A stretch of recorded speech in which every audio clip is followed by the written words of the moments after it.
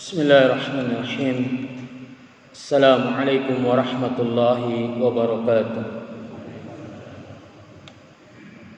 Innal hamdalillah nahmaduhu wa nasta'inuhu wa nastaghfiruh wa na'udzu billahi min shururi anfusina wa min sayyiati a'malina.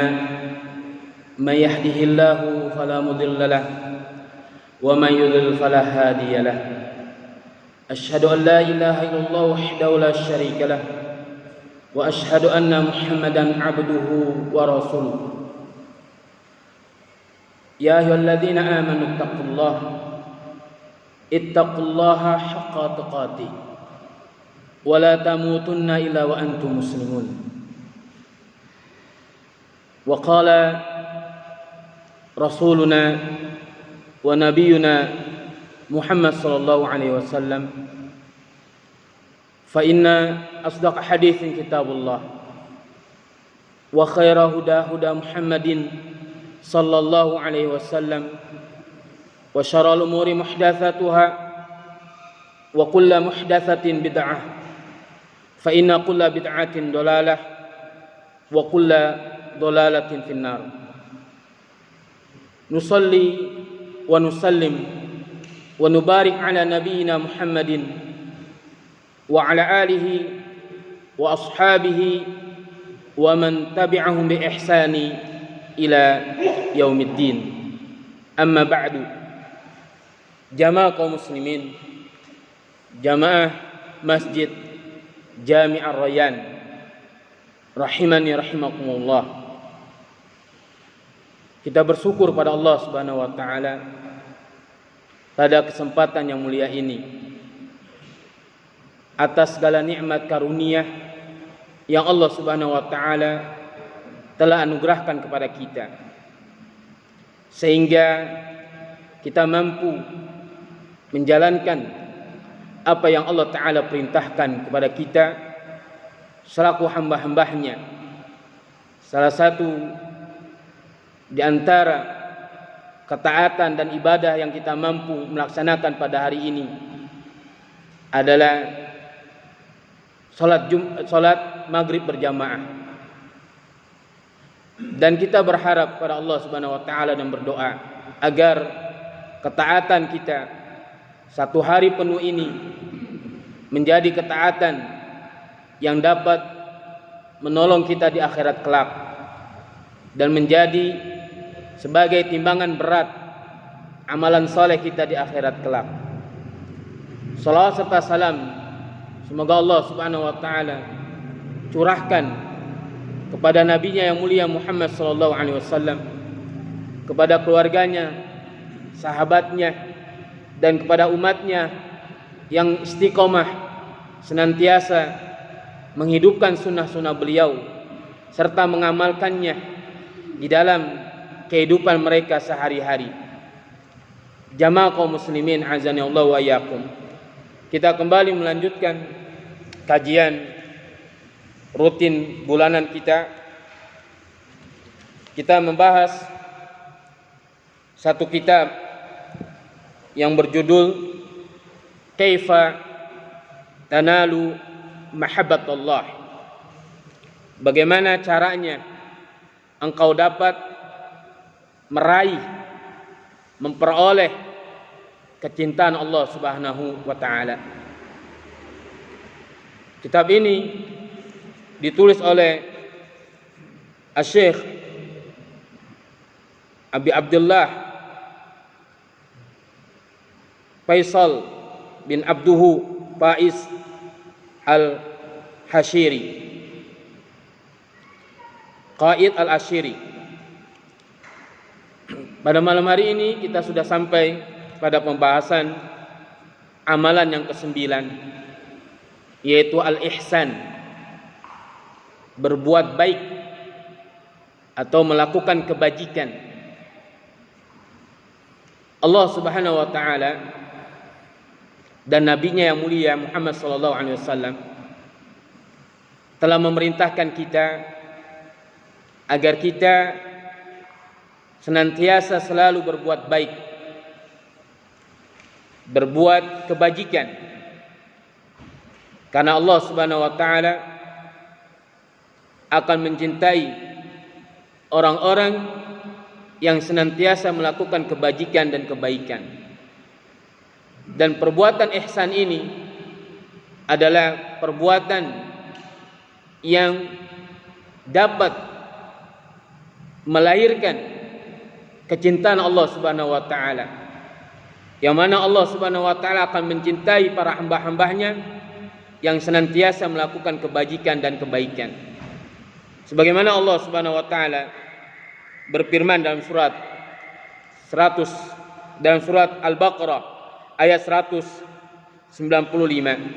Kata Allah Subhanahu wa taala, "Wa anfiqu fi sabilillahi wa la tulqu bi aydikum ila tahluka wa ahsinu innallaha yuhibbul muhsinin."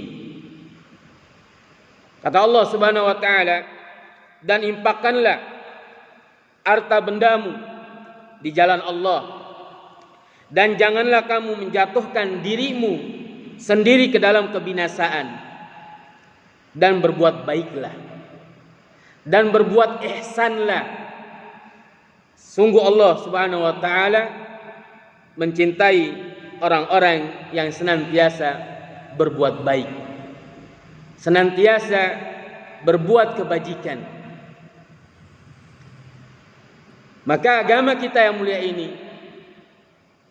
sangat memerintahkan kepada kita selaku umat Islam untuk senantiasa berbuat baik, untuk senantiasa berbuat kebajikan.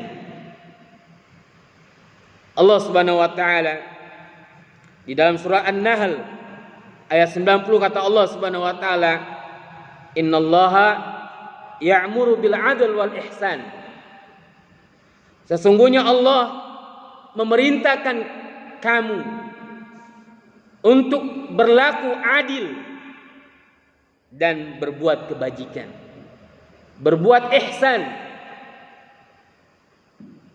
Rasulullah SAW pun menjelaskan kita di dalam hadis yang sahih yang diriwayatkan oleh Imam Muslim. Kata Nabi SAW, "Innallaha kataba al-ihsana ala kulli syai'in."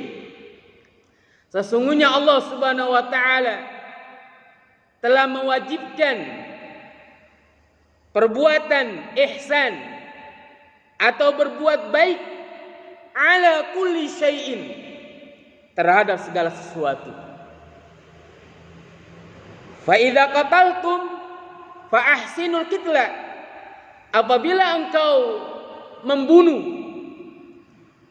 maka bunuhlah dengan cara yang baik. Apabila kita membunuh hewan misalnya, maka bunuh hewan yang wajib dibunuh misalnya seperti tikus atau ular, maka bunuh sekaligus dengan cara langsung mati. Tidak boleh kita membunuh dengan menyiksa hewan tersebut. Tidak boleh hewan tersebut merasakan ta'dzib, penyiksaan yang dilakukan oleh manusia. Akan tetapi bunuhlah dia dengan cara yang baik, bunuh dengan sekaligus dia mati. Tidak ada unsur penyiksaan.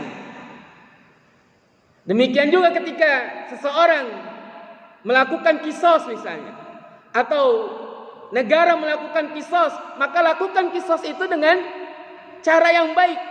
Langsung orang yang dikisos itu mati, tidak merasakan penyiksaan, tidak merasakan penyiksaan. Maka kata Nabi SAW, idza qataltum fa ahsinul qitla. Apabila engkau hendak membunuh, maka bunuhlah dengan cara yang baik. Wa idza dzabhtum fa ahsinu dzibaha. Apabila engkau menyembelih hewan, maka sembelihlah hewan itu dengan cara yang baik. Wal yuhidda ahadukum syafratahu, yaitu hendaknya salah seorang dari kalian menajamkan pisaunya, menajamkan alat untuk dipakai menyembelih hewan tersebut. Sehingga ketika menyembelih hewan, hewan itu sekali langsung mati, tidak merasakan penyiksaan. Wal yurih dzabihatahu, dan hendaklah hewan yang akan disembelih itu dibuat senang. Artinya, jangan ketika kita menyembelih di depan hewan yang dalam keadaan hidup, atau hendaknya kita menyembelih menjadikan hewan yang akan disembelih itu tidak merasakan takut. Tidak merasakan takut. Jamaah kaum muslimin azani Allah wa iyyakum. Kemudian ulama membagi ihsan ini menjadi dua. Sebagaimana dikatakan oleh Syekh Abdurrahman bin Nasir As-Sa'di rahimahullah ta'ala di dalam salah satu kitab beliau, Bahjatul Qulub, yaitu di dalam salah satu kitab beliau yang berjudul Bahjatul Qulub Al-Abrar. Beliau mengatakan bahwa ihsan terbagi menjadi dua. Yang pertama adalah al-ihsanu fi ibadatil khaliq. Yang pertama adalah ihsan di dalam beribadah kepada Sang Khalik. Ihsan di dalam beribadah kepada Allah Subhanahu wa taala. Inilah ihsan yang sangat-sangat diperintahkan oleh Allah Subhanahu wa taala.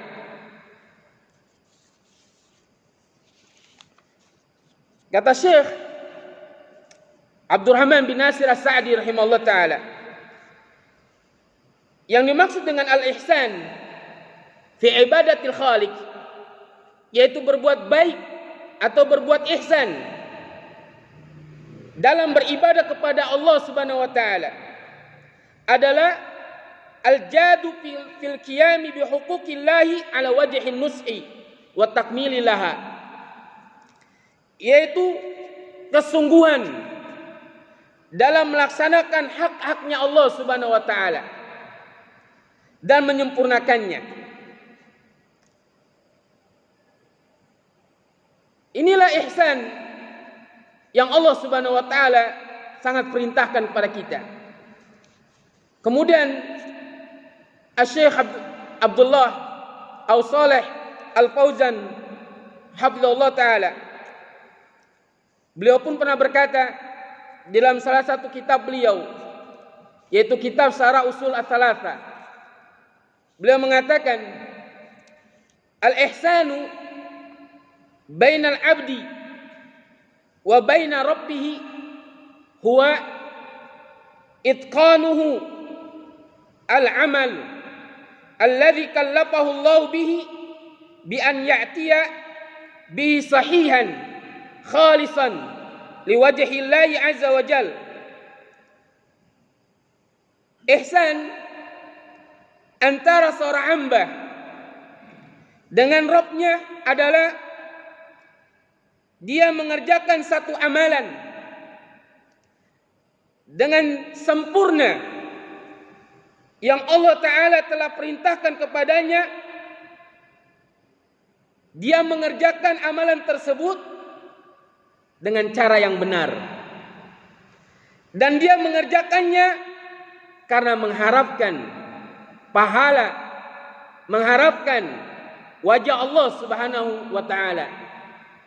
Ini yang dimaksud dengan ihsan antara seorang hamba dengan Rabb-nya, yaitu beribadah hanya kepada Allah semata, mengikhlaskan ibadahnya hanya kepada Allah Subhanahu wa Ta'ala.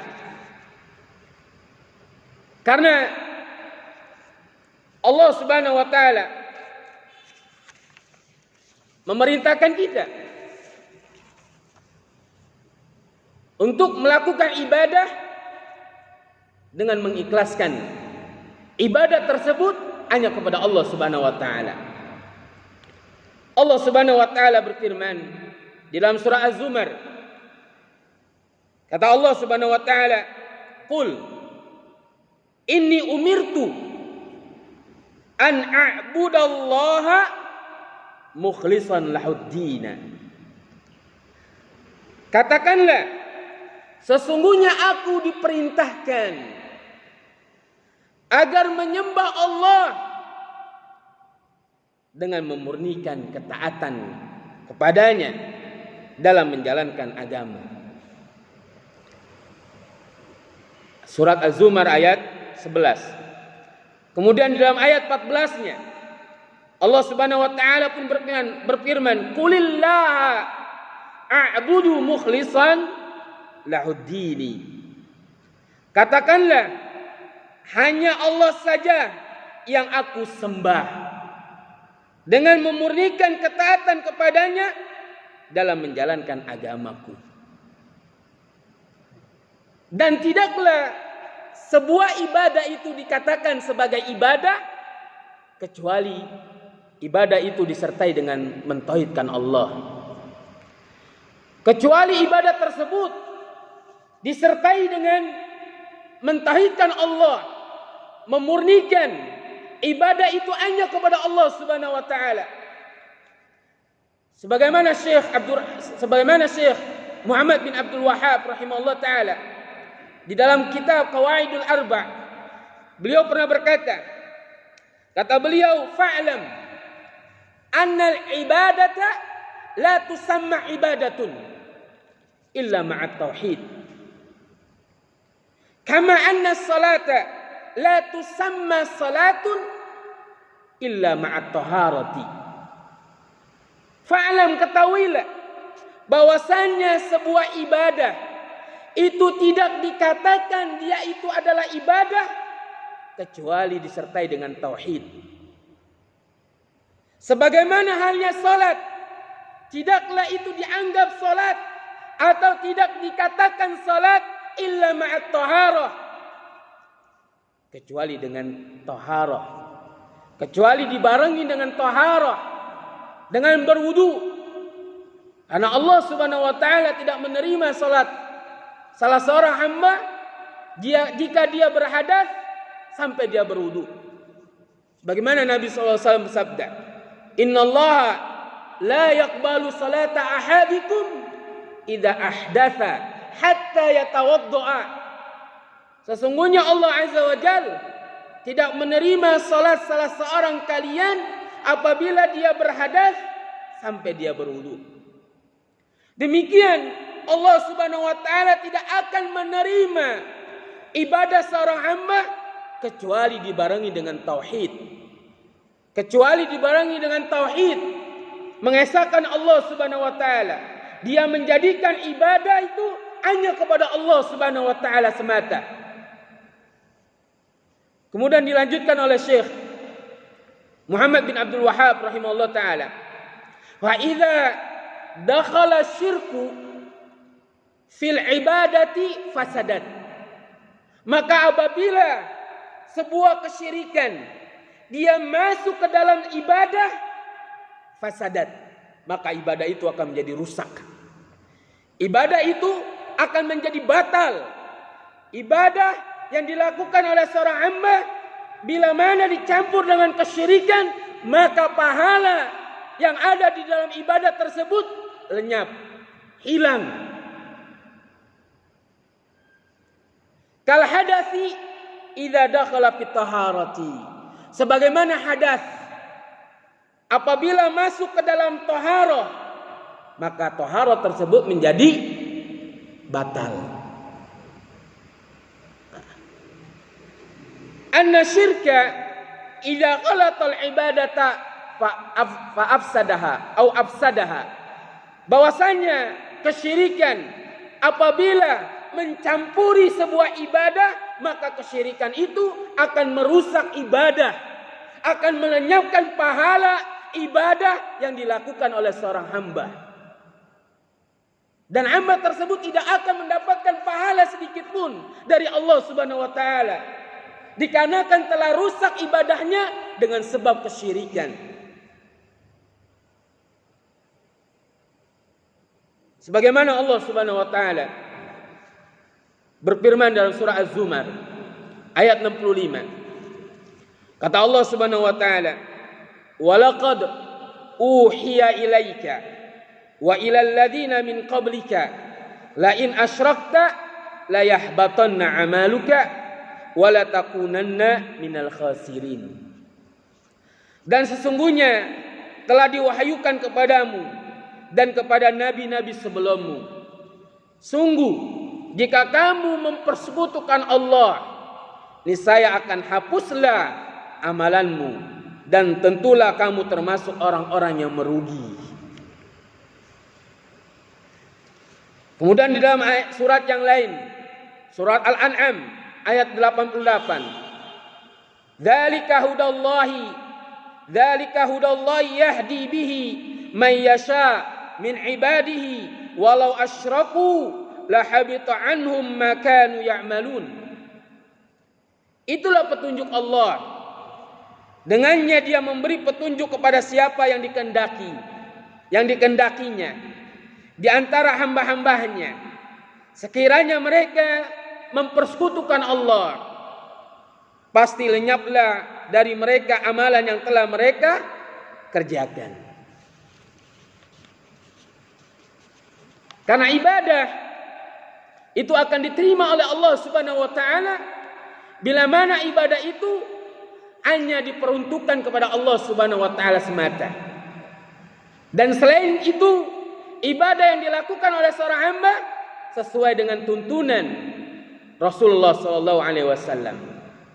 Sebagaimana Fudail bin Iyad rahimahullah taala, tatkala beliau menafsirkan sebuah ayat yang ada di dalam surat Al-Mulk ayat 2. Allah Subhanahu wa taala berfirman, "Alladzi khalaqal mauta wal hayata liyabluwakum ayyukum ahsanu amala wa huwal azizul ghafur." Kata Allah Subhanahu wa taala, yang menciptakan, yaitu Allah yang menciptakan mati dan hidup supaya dia menguji kamu. Siapa di antara kamu yang lebih baik amalnya? Dan dia Maha Perkasa lagi Maha Pengampun. Jadi Allah Subhanahu wa taala di dalam ayat yang mulia ini tidak mengatakan ayyukum aktsaru amala, tidak.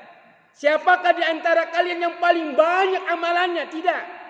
Tetapi Allah Subhanahu wa taala mengatakan, siapakah dari kalian yang amalannya itu yang lebih baik? Bukan yang lebih banyak, tetapi yang lebih baik. Kemudian Fudail bin Iyad rahimahullah taala, beliau menafsirkan yang dimaksud dengan liyabluwakum ayyukum ahsanu amala, supaya dia menguji kamu, siapa di antara kamu yang lebih baik amalnya. Kata Fudail bin Iyad rahimahullah taala, ai akhlasuhu wa aswabuhu, yaitu amalan yang paling ikhlas dan yang paling benar. Kemudian beliau mengatakan atau melanjutkan, innal amala idza kana khalisan walam yakun sahihan aw sawaban lam yuqbal. Sesungguhnya satu amalan, jika amalan itu dikerjakan ikhlas karena Allah, walam yakun sawaban, akan tetapi amalan tersebut tidak benar, lam yuqbal, maka amalan itu tidak diterima. Wa idza kana sawaban walam yakun khalisan lam yuqbal. Dan sebaliknya, bila mana amalan atau ibadah yang dilakukan seorang hamba itu benar, akan tetapi dia niatkan bukan karena Allah Subhanahu wa taala, dia campur ibadah itu dengan kesyirikan, dengan riya, dengan ujub, lam yuqbal, maka ibadah itu juga tidak diterima. Hatta yakuna khalisan wa sawaban, sehingga amalan atau ibadah yang dikerjakan oleh seorang hamba Yang pertama itu berikhlas karena Allah dan juga benar. Apa yang dimaksud dengan ikhlas? Kata Fudail bin Iyad rahimahullah ta'ala, yang dimaksud dengan ikhlas adalah idza kana lillahi azza wa jal, apabila amalan itu dikerjakan hanya untuk Allah subhanahu wa ta'ala semata. Dia ikhlaskan ibadah dan amalan itu hanya kepada Allah subhanahu wa ta'ala semata. Ini yang dikatakan khalis. Kemudian yang dimaksud dengan shawab, kata Fudail bin Iyad, idza kana ala sunnati Rasulillah, apabila amalan tersebut dikerjakan berdasarkan sunnah Rasul sallallahu alaihi wasallam. Ini yang dimaksud dengan benar. Bukan benar menurut timbangan manusia. Akan tetapi yang dikatakan benar di sini adalah amalan itu dikerjakan sesuai dengan tuntunan Rasul sallallahu alaihi wasallam. Amalan itu dikerjakan di atas sunnah Rasul sallallahu alaihi wasallam. Inilah yang dikatakan benar.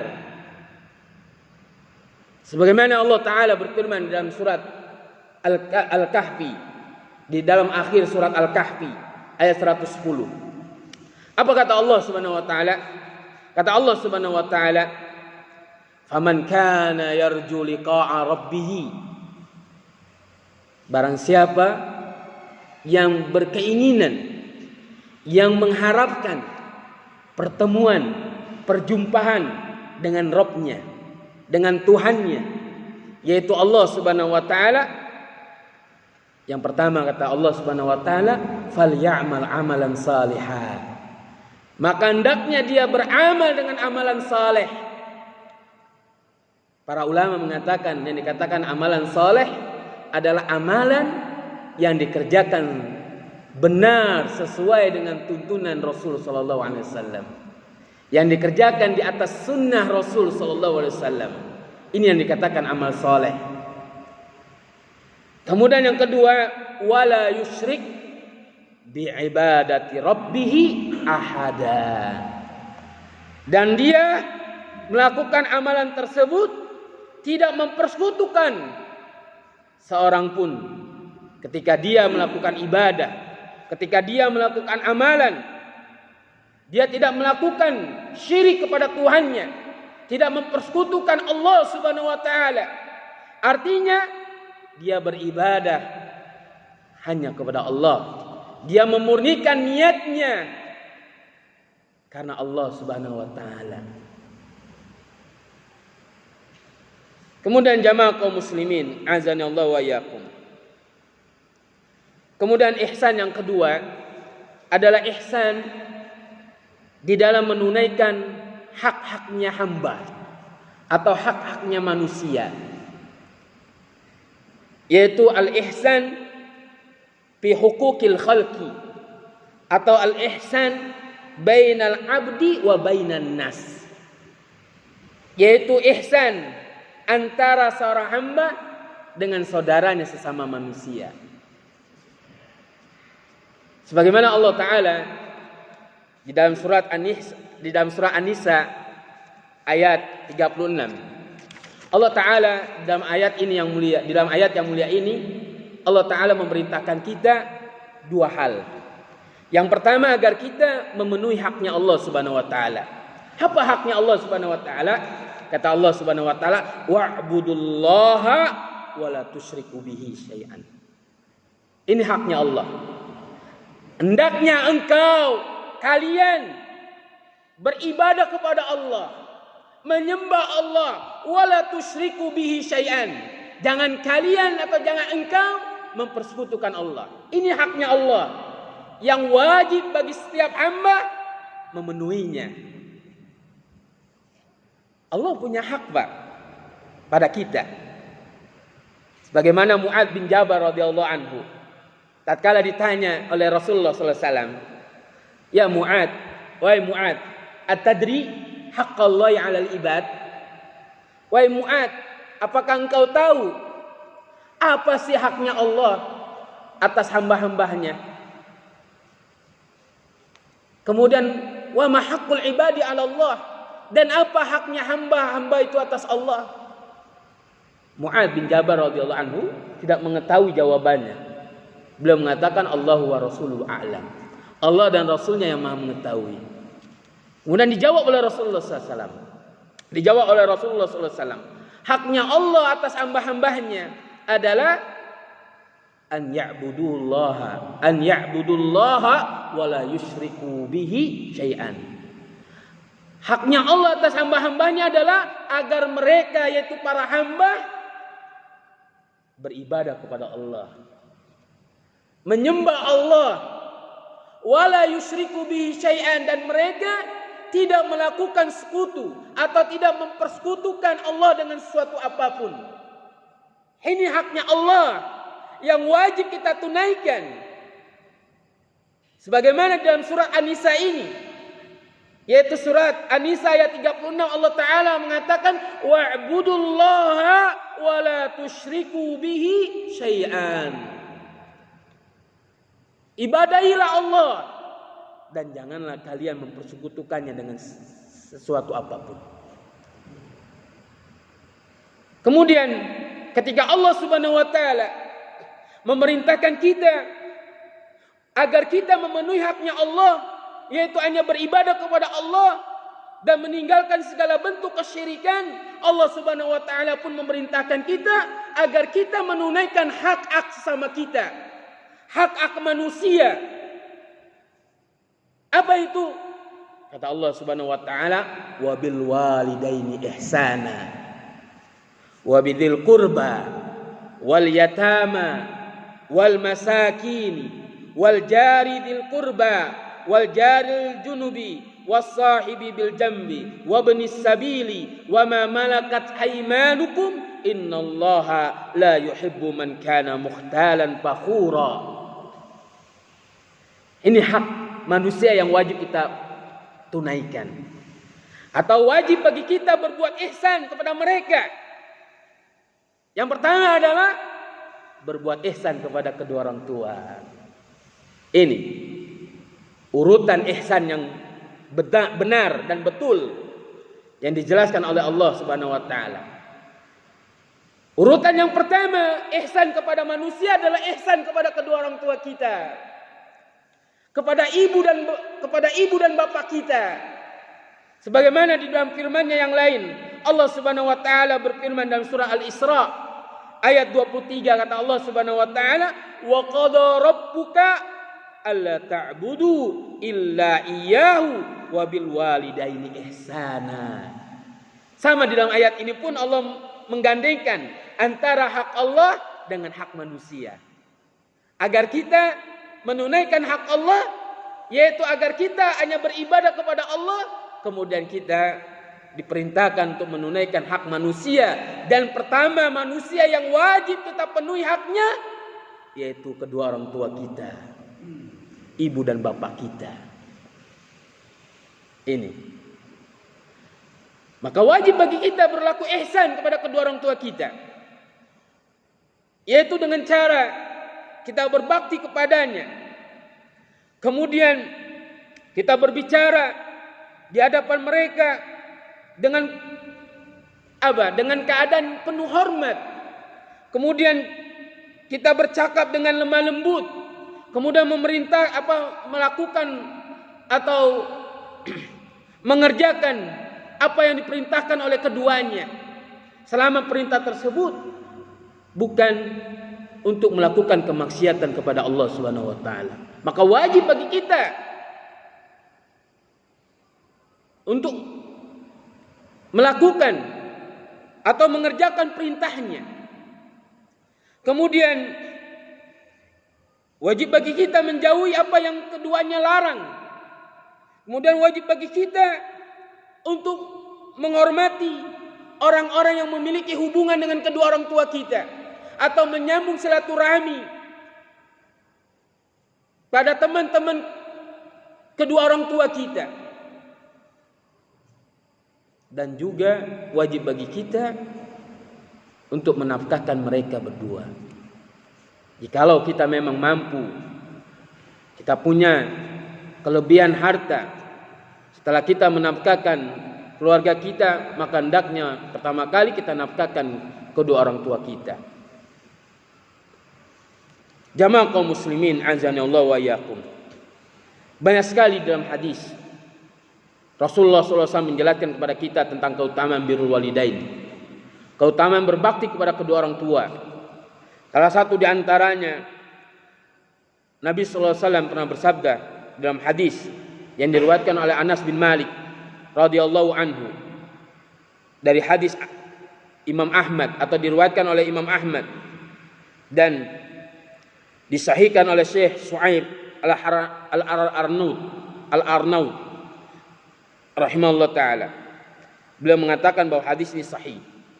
Kata Nabi sallallahu alaihi wasallam, qala Nabi sallallahu alaihi wasallam, man ahabba an yumadda lahu fi umrihi wa an yuzada lahu fi rizqihi fal yabarra walidayhi wal yasil rahimahu. Maka kata Nabi sallallahu alaihi wasallam, siapa yang hendak ingin umurnya dipanjangkan dan rezekinya ditambah, falyabarra walidayhi, maka berbaktilah kepada kedua orang tuanya, berbaktilah kepada ibu dan bapaknya, dan jalinlah hubungan dengan kerabatnya, yaitu menjalin silaturahmi. Jamaah kaum muslimin azanillah wa iyyakum. Kemudian yang kedua, manusia yang wajib kita berlaku ihsan kepadanya adalah yaitu wabidzil qurba, yaitu al-ihsanu ilal qarabah, berbuat ihsan kepada kaum kerabat. Sebagaimana Allah Subhanahu wa taala memerintahkan kita agar kita selalu menyambung silaturahmi kepada kaum kerabat kita.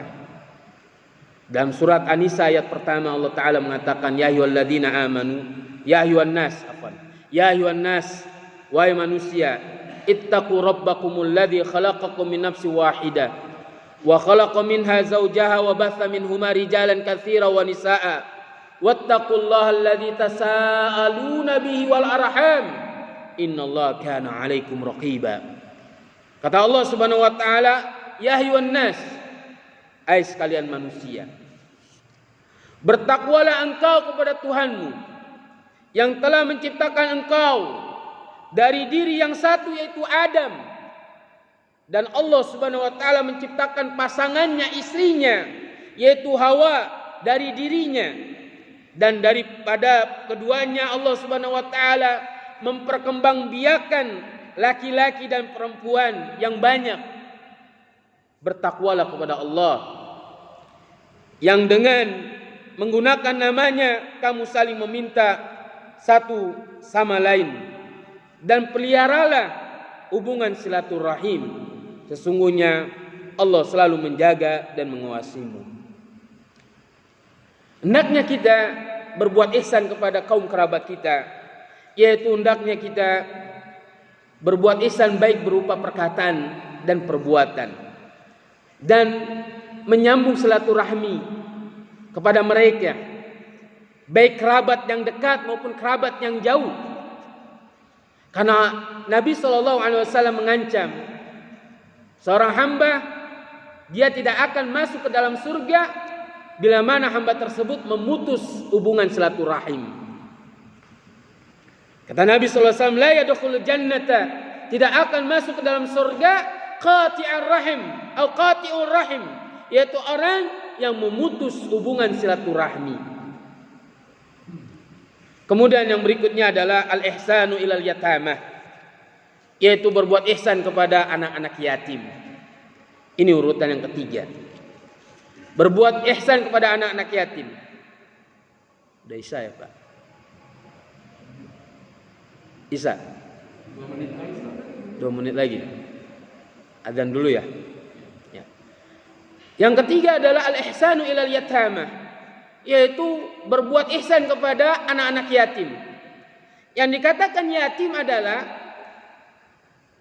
orang-orang yang bapaknya meninggal dunia dan dia dalam keadaan kecil atau belum meranjak balik atau belum mencapai balik, itu dikatakan yatim.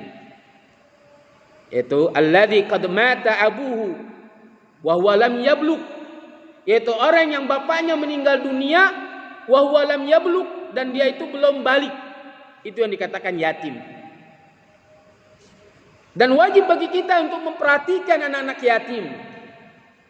Karena anak-anak yatim, mereka adalah orang-orang yang telah kehilangan orang yang telah mengurus kemaslahatan mereka. Dan orang-orang yang telah hilang, orang-orang yang menafkahkan mereka, yaitu bapaknya, yaitu ayahnya. Maka wajib bagi kita untuk mengurus urusan mereka.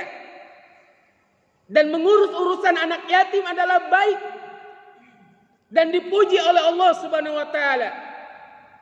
Kata Allah Subhanahu wa taala dalam surat Al-Baqarah ayat 220, kata Allah Subhanahu wa taala, "Wa yas'alunaka 'anil yatamah." Dan mereka bertanya tentang anak yatim. Qul, katakanlah, islahul lahu khair. Katakanlah mengurus urusan mereka secara patut adalah baik. Dan anak yatim yang harus kita prioritaskan, yang kita dahulukan untuk kita mengurusi urusannya, yaitu anak yatim yang memiliki kekerabatan dengan kita. Ini yang wajib pertama kali yang kita harus perhatikan, anak-anak yatim yang memiliki kekerabatan dengan kita. Sebagaimana Allah Subhanahu wa taala memerintahkan di dalam surat Al-Balad, kata Allah Subhanahu wa taala, yatiman dza maqrabah, yaitu anak yatim yang ada hubungan kerabat. Inilah yang paling utama yang wajib kita berbuat ihsan kepadanya, yaitu anak yatim yang memiliki kekerabatan dengan kita. Nah, fadhal. Ya, kita azan dulu. Bismillah.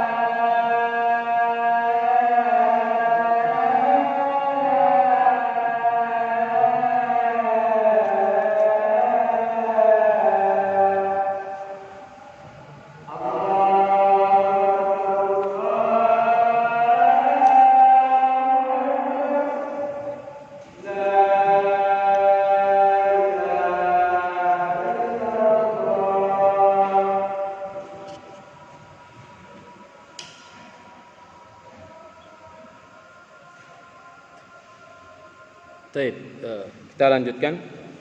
Bismillah wassalatu wassalamu ala Rasulillah wa alihi washabbihi ajma'in, amma ba'd. Baik, yang ketiga tadi al-ihsanu ilal yatama, berbuat ihsan kepada anak-anak yatim. Dan Rasulullah sallallahu alaihi wasallam dalam hadisnya yang diriwayatkan oleh Imam Bukhari, beliau mengatakan bahwa orang yang mengurusi anak yatim atau kafilul yatim, orang yang mengurusi atau menanggung kebutuhan, keperluan anak yatim, maka kata Nabi sallallahu alaihi wasallam, fil jannati hakada, di dalam surga itu mereka akan berdekatan denganku seperti ini. Wa asyara bisyababati wal wusta, beliau mengisyaratkan dengan jari telunjuknya dan jari tengah,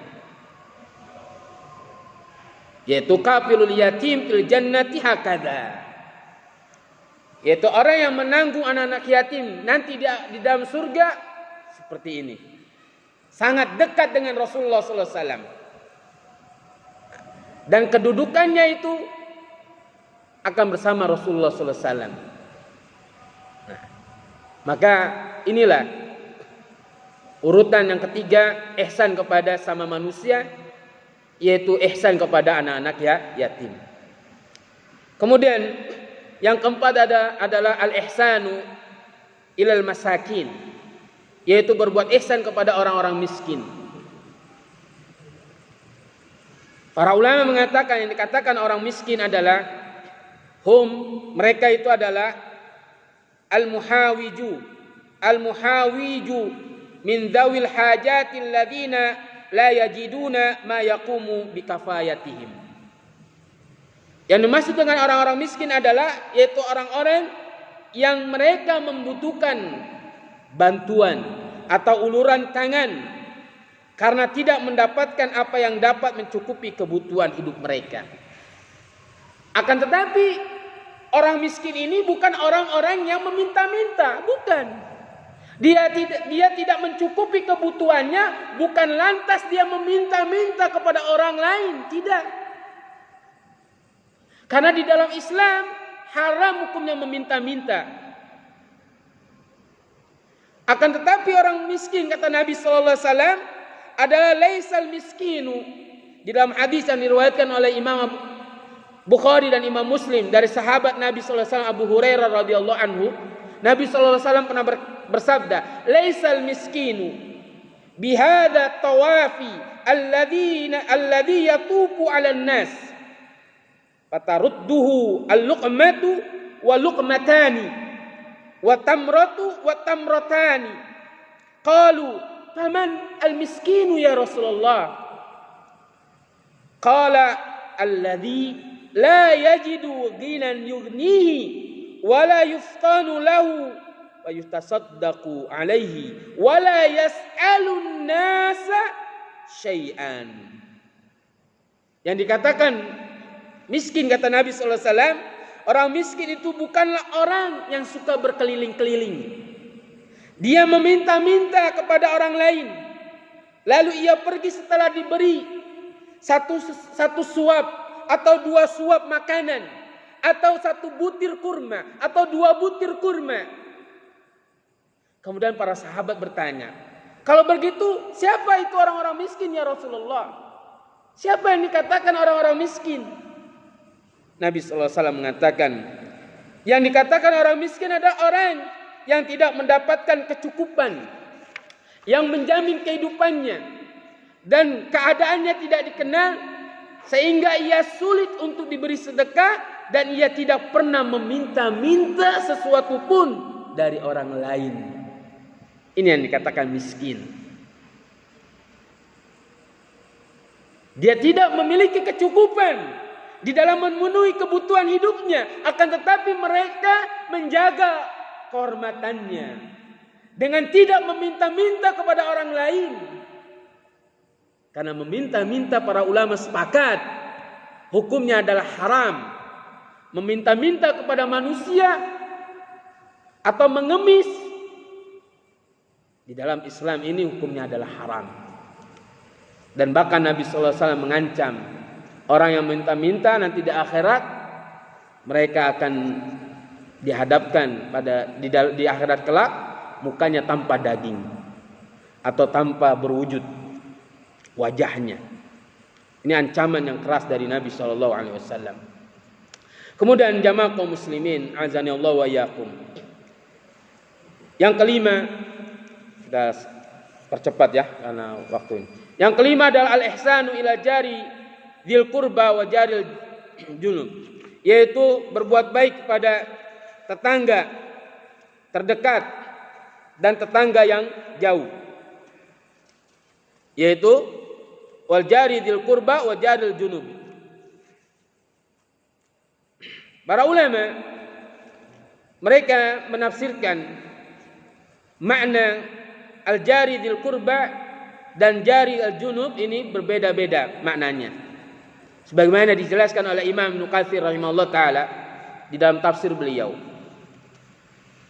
Ada yang mengatakan bahwa yang dimaksud dengan al-jari dzil qurba yakni alladzi bainaka wa bainahu qarabah, yaitu orang yang memiliki antaramu dengan dia kekerabatan, atau orang-orang yang memiliki kekerabatan antara dirimu dengan dia.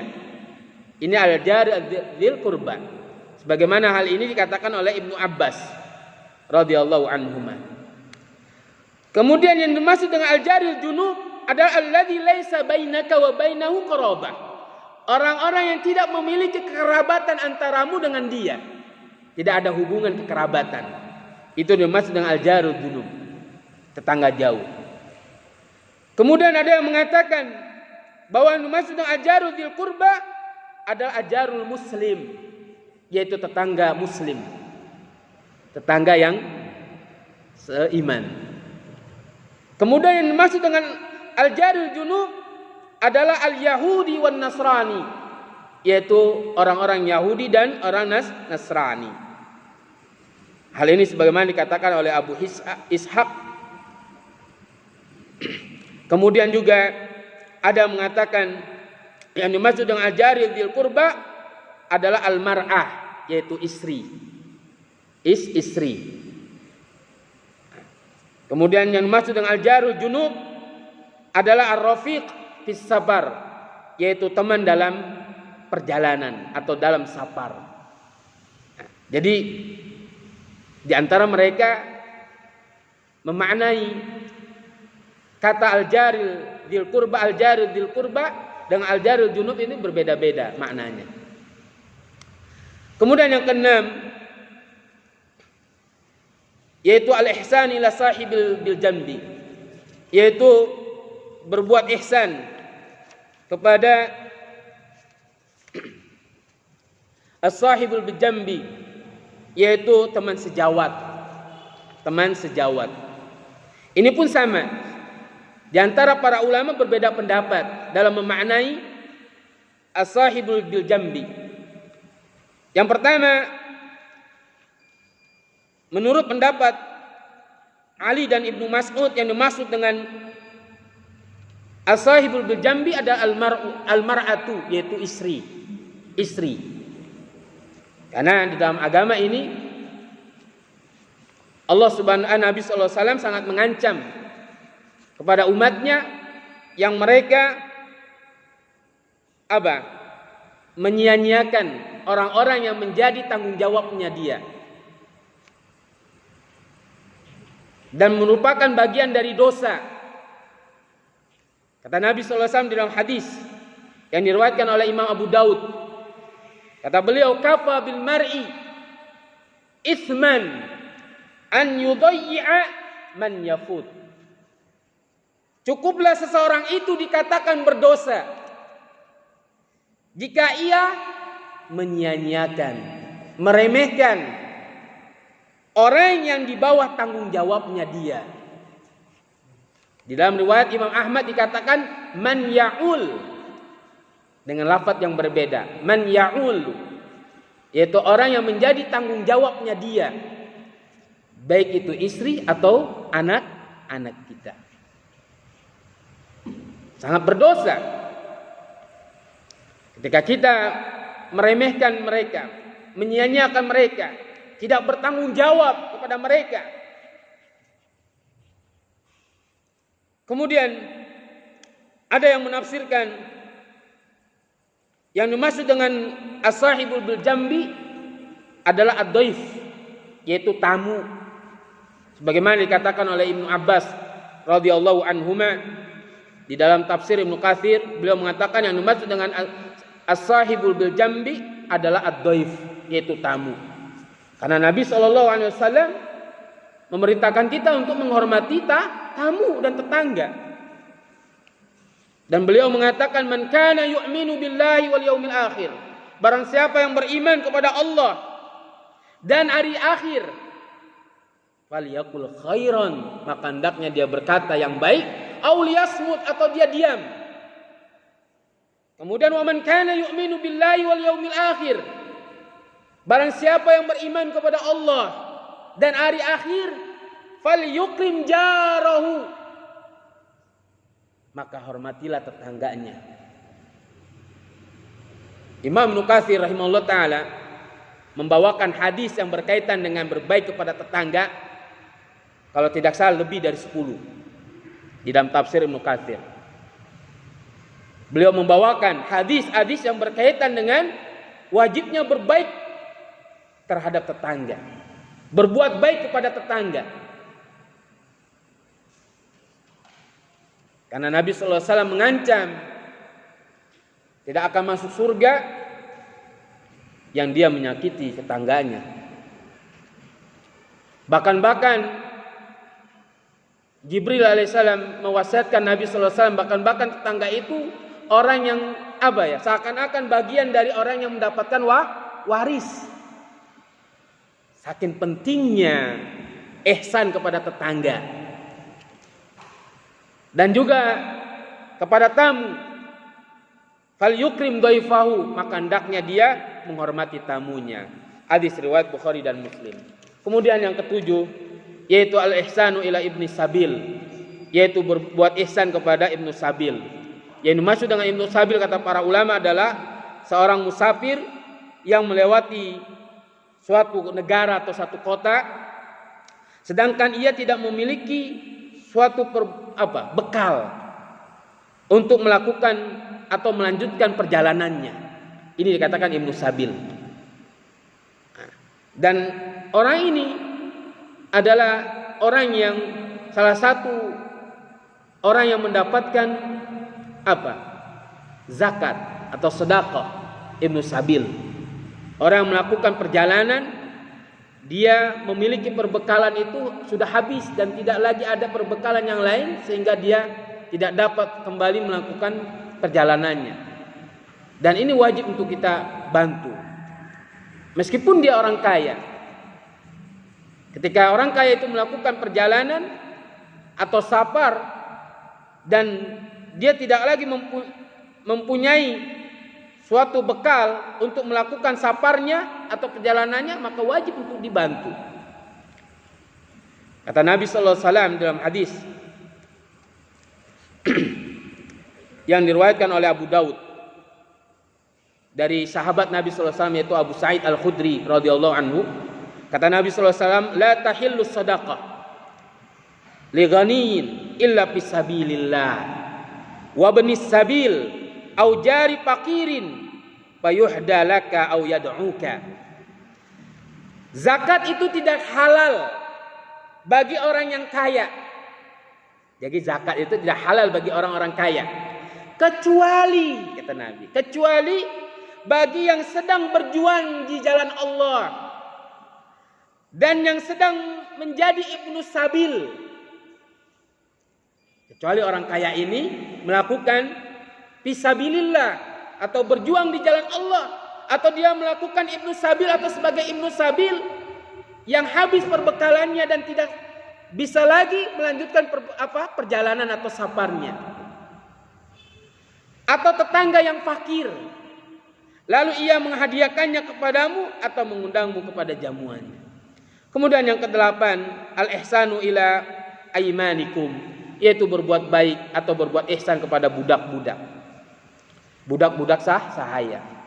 Demikian juga berbuat baik kepada pembantu-pembantu yang kita miliki. Ya. Sebagaimana Nabi sallallahu alaihi wasallam melakukannya kepada Anas bin Malik. Anas bin Malik radhiyallahu anhu adalah seorang bocah yang ketika itu berumur 10 tahun dihadiahkan oleh ibunya kepada Nabi sallallahu alaihi wasallam agar Anas bin Malik ini bisa membantu Nabi sallallahu alaihi wasallam. Tapi selama Anas bin Malik radhiyallahu anhu membantu Nabi, tidak pernah selama itu Nabi sallallahu alaihi wasallam menghadapi Anas bin Malik dengan berwajah seram, dengan berwajah musam, dengan berwajah cemberut. Seperti itu. Dan selalu berbuat baik. Maka Nabi sallallahu alaihi wasallam memerintahkan kita untuk berbuat baik kepada budak-budak sahaya dan juga pembantu-pembantu yang kita miliki. Sebagaimana hadis yang diriwayatkan oleh Imam Bukhari dan Muslim dari sahabat Abu Hurairah radhiyallahu anhu. Kata Nabi sallallahu alaihi wasallam, "Idza ata ahadakum khadimuhu bi ta'amihi fa illam yujlishu ma'ahu falyunawilhu luqmatan aw luqmataini aw aklatan aw aklataini fa innahu waliya harrahu wa ilajahu." Apabila pelayan seseorang di antara kalian datang menyuguhkan makanan, lalu ia tidak mau mempersilakan pelayan itu untuk makan bersamanya, maka hendaklah ia memberikan kepadanya sesuap atau 2 suap makanan, sepiring atau 2 piring makanan, karena sesungguhnya pelayanlah yang memasak dan yang menghidangkannya. Kemudian di dalam hadis yang lain dikatakan, yang diriwayatkan oleh Abu Dzar radhiyallahu anhu, kata Nabi sallallahu alaihi wasallam, "Hum ikhwanukum khawalukum ja'alahumullahu tahta aidikum faman kana akhuhu tahta yadihi falyut'imhu mimma yaqulu wal yulbishu mimma yalbasu wala tukallifuhum ma yaglibuhum fa in kalaftumuhum fa'inuhum." Mereka yaitu para pelayan adalah saudara-saudara kalian. Demikian juga budak-budak kalian. Allah telah menjadikan mereka di bawah kekuasaan kalian. Maka barang siapa yang saudaranya berada di bawah kekuasaannya, hendaklah ia memberinya makan dari apa yang ia makan, dan hendaklah ia memberinya pakaian dari apa yang ia pakai. Dan janganlah kalian membebani mereka dengan pekerjaan yang tidak mampu mereka lakukan. Dan jika kalian terpaksa membebani mereka dengan pekerjaan berat tersebut, maka bantulah mereka. Kemudian yang terakhir, faidah dari kita berbuat ihsan kepada Allah Subhanahu wa taala, yaitu memurnikan ibadah hanya kepada Allah atau mengikhlaskan ibadah hanya kepada Allah dan ihsan kepada sama kita, maka Allah Subhanahu wa taala akan memberikan kita surga. Dan Allah Ta'ala pun akan memberikan tambahan nikmat, yaitu melihat wajahnya Allah Subhanahu wa Ta'ala di akhirat kelak.